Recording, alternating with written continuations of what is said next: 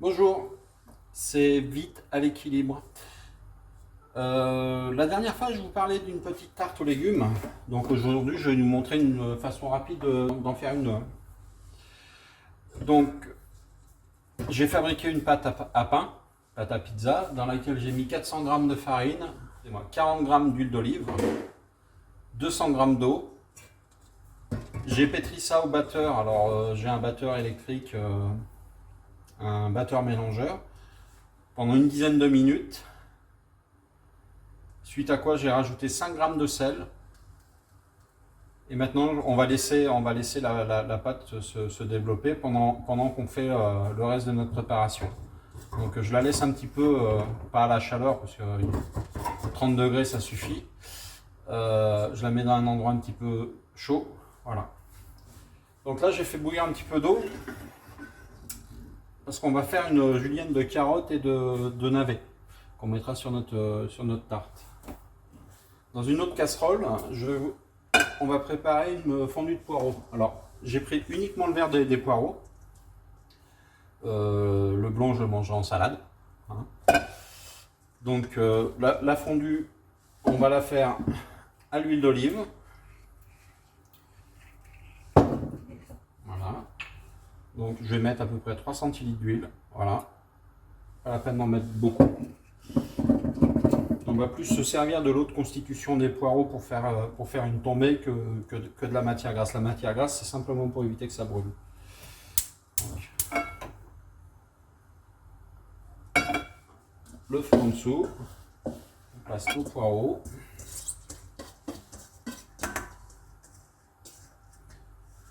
Voilà. On le réserve sur le côté. Voilà, voilà. On assaisonne de suite. Poivre.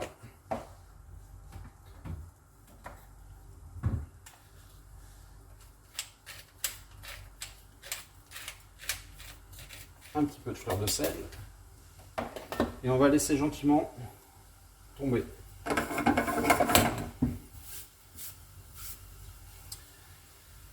Pendant ce temps-là, on va préparer notre julienne de légumes. Donc, l'outil indispensable au cuisinier, la mandoline. Alors depuis quelques années, on peut trouver ce genre de mandoline dans les magasins un petit peu spécialisés ou même sur internet. Maintenant on la trouve. Alors moi je préfère utiliser celle-ci, mais vous avez d'autres modèles style mandoline japonaise. Moi j'ai appris à travailler avec celle-ci. Elle est plus ou moins dangereuse, mais un peu comme toutes les mandolines en fait. Donc on va régler la mandoline pour se faire comme des tagliatelles. Alors je vais vous montrer. Et les grosses dents, voilà. Donc on ne va pas la faire très très épaisse. Voilà. Sur nos poireaux, on commence à chantonner.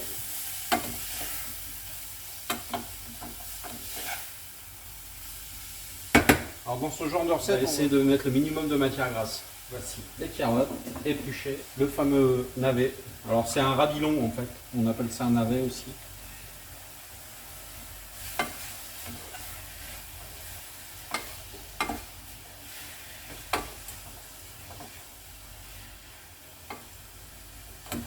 Vous voyez, ça commence à tomber un petit peu.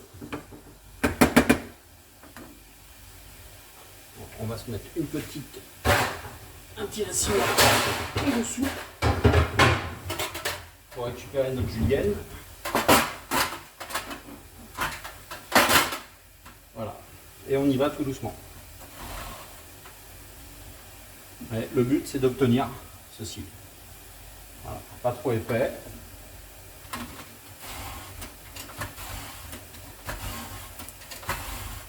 On va doucement, on fait attention à ses doigts.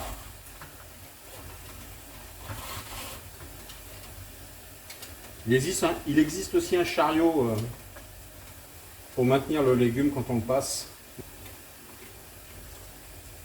Pour les carottes, on va réduire un petit peu.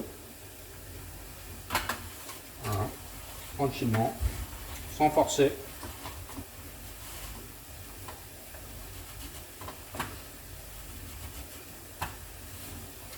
Pendant ce temps, l'eau commence à bouillir.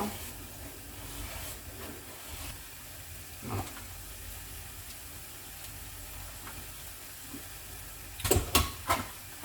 Je pense que là ça suffit largement. Voilà.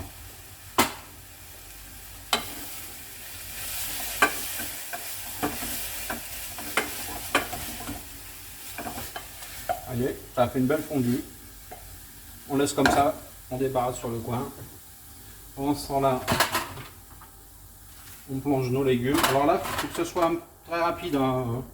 La cuisson, on est, on va dire, 2 minutes que les légumes restent un petit peu croquants. Ça, on n'en a plus besoin.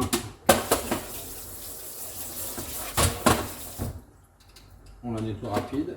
Et afin de maintenir le tranchant, on évite de la passer au lave-vaisselle. Les produits de lave-vaisselle, c'est très très corrosif. Et ça attaque les lames en fait. Voilà. Donc,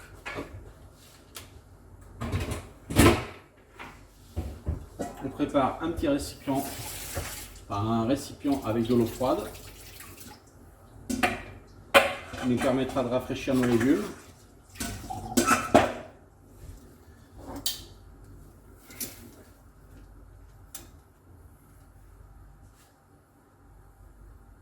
Un petit peu.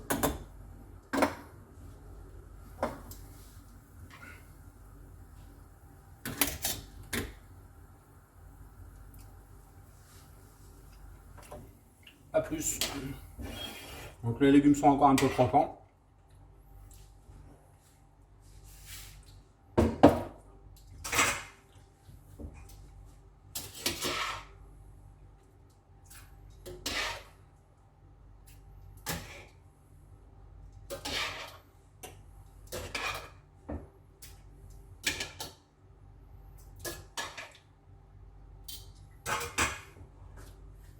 Alors cette eau, je ne vais pas la jeter. Cette eau, elle est très très peu salée. Je vais m'en servir pour arroser les plantes de la maison une fois qu'elle sera bien froide. Le simple fait d'avoir cuit des légumes dedans, ça va apporter un petit peu aux plantes. Ça évitera d'acheter de l'engrais. Donc, on a tout ça. Tout va être froid. On va changer d'angle et je vais commencer à monter les tartes tranquillement.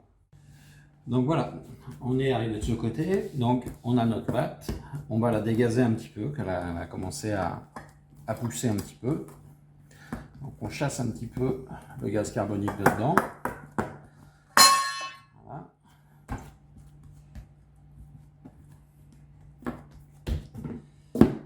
On va mettre un petit peu de farine qui va nous permettre d'étaler. Alors on va essayer d'étaler le plus finement possible pour faire une tarte fine, bien sûr. Donc là, on va prendre une boule d'environ 100 grammes. Voilà. On va faire deux tartes. Voilà.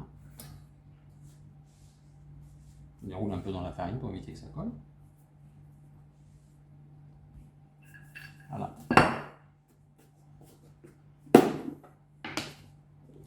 Un petit peu de farine sur le rouleau.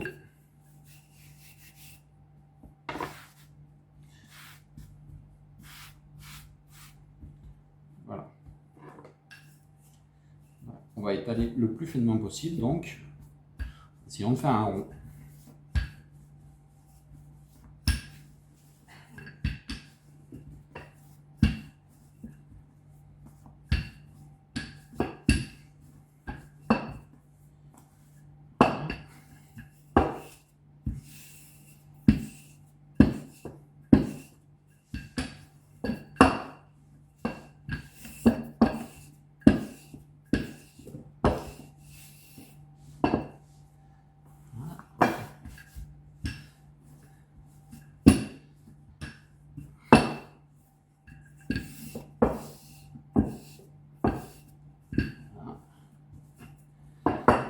On la soulage un petit peu pour qu'elle se rétracte.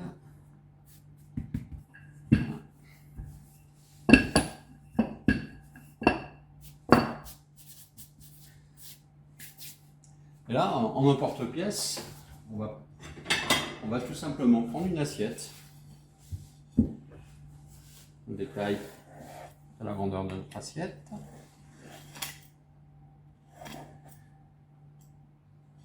Hein.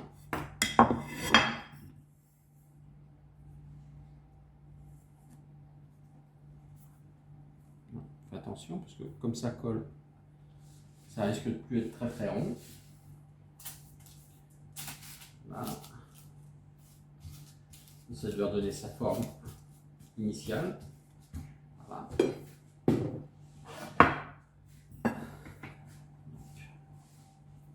On va intégrer l'excédent à la deuxième boule. Voilà.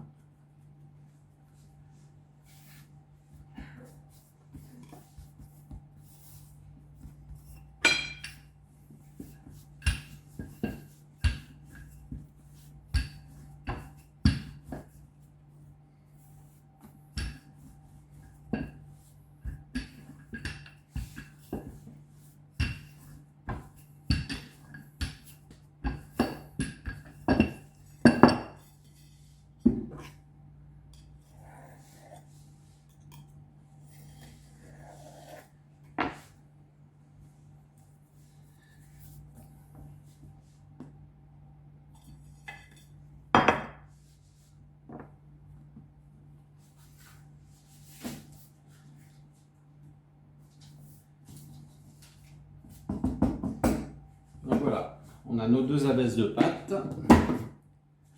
Il ne nous reste plus qu'à les garnir. Mais avant ça, on va mettre un petit coup de propre sur le plan de travail. Donc notre tarte, on a plein de façons de la garnir. On peut prendre une base de moutarde, on peut prendre une base de crème, on pourra prendre une base de sauce tomate, pourquoi pas, un coulis de tomate comme un genre de pizza.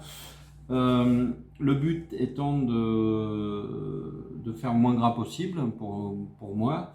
Je vais choisir de la garnir avec une base de moutarde à l'ancienne que j'ai fait moi-même. D'où la couleur un petit peu jaune ocre. Parce que j'ai mis du curcuma dedans, tout simplement. Donc, on va prendre une petite cuillère de moutarde.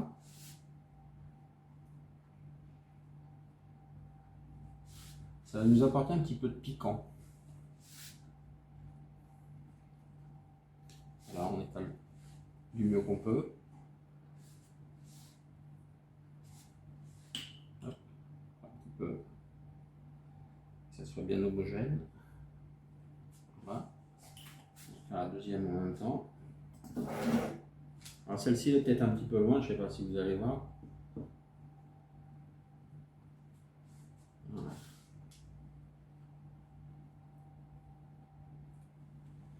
Voilà. Donc on va pouvoir mettre un petit peu d'oignon. Alors si on a un oignon rouge, c'est très très bien. Un oignon blanc fera aussi le travail.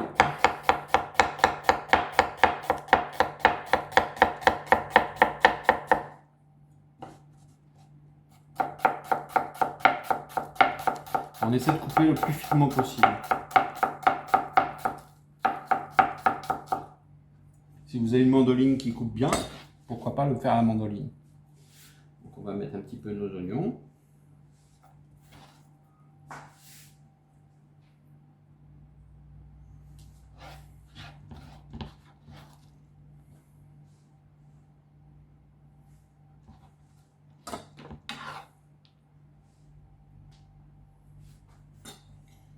Voilà.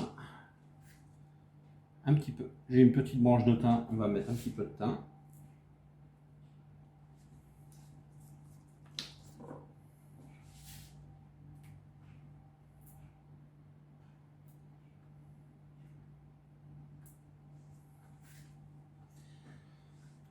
Donc, notre fameuse julienne.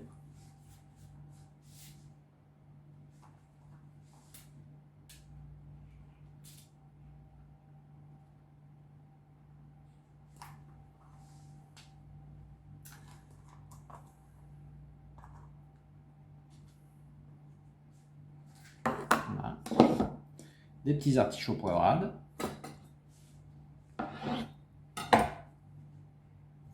après, il y a plein de façons de garnir la tarte.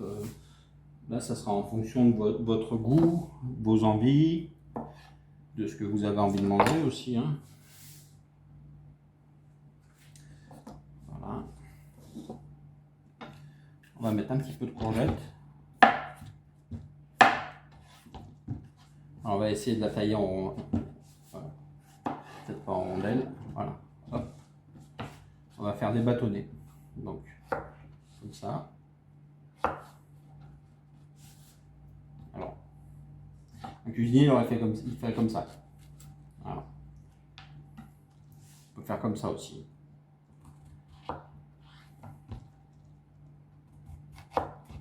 Voilà.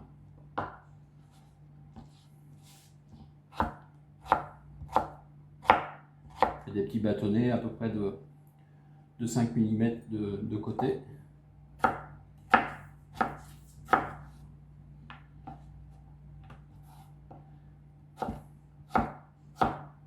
La courgette, c'est un légume qui va cuire très rapidement. Une courgette croquante, j'aime bien. Voilà.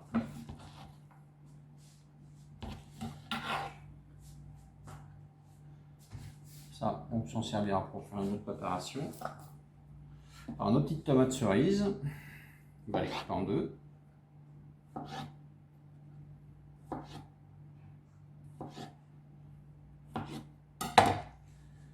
Voilà, on le dispatche un petit peu. Ouais, terminé.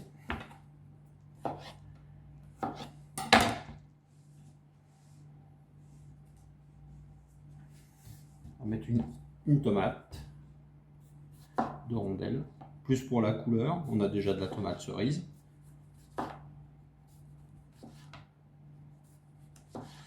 Alors là, mon couteau coupe très bien.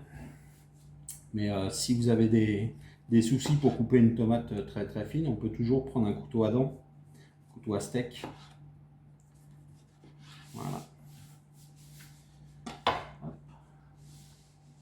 Je vais faire une belle petite rosace. Voilà.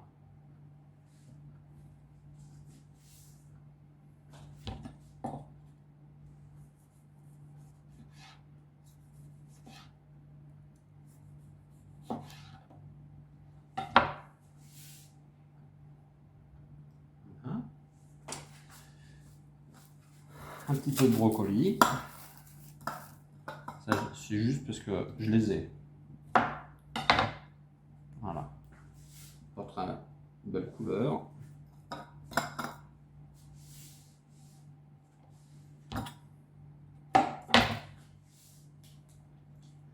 Voilà. Ça, c'est terminé. Voilà. Là, on va mettre un petit peu d'ail. Donc, une gousse d'ail épluchée. Couteau plat dessus, on l'écrase. Voilà. Après, vous la hachez.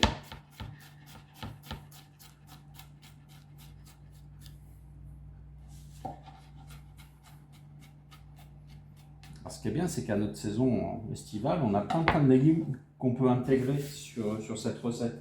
On aurait pu mettre de l'aubergine, on aurait pu mettre du poivron, on pourrait mettre de l'asperge. En fait, je vous dis, la limite, en fait, c'est votre envie. Voilà. Donc, on va rajouter un petit peu de thym. Voilà.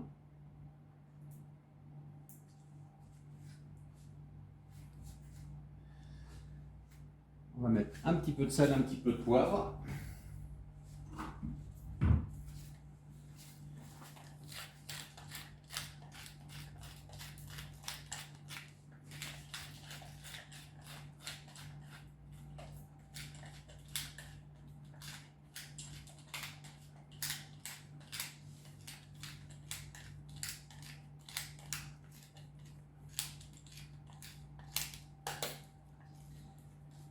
Un petit outil génial. On arrose le tout d'un petit filet d'huile d'olive. Alors le but, c'est pas que ça baigne, hein.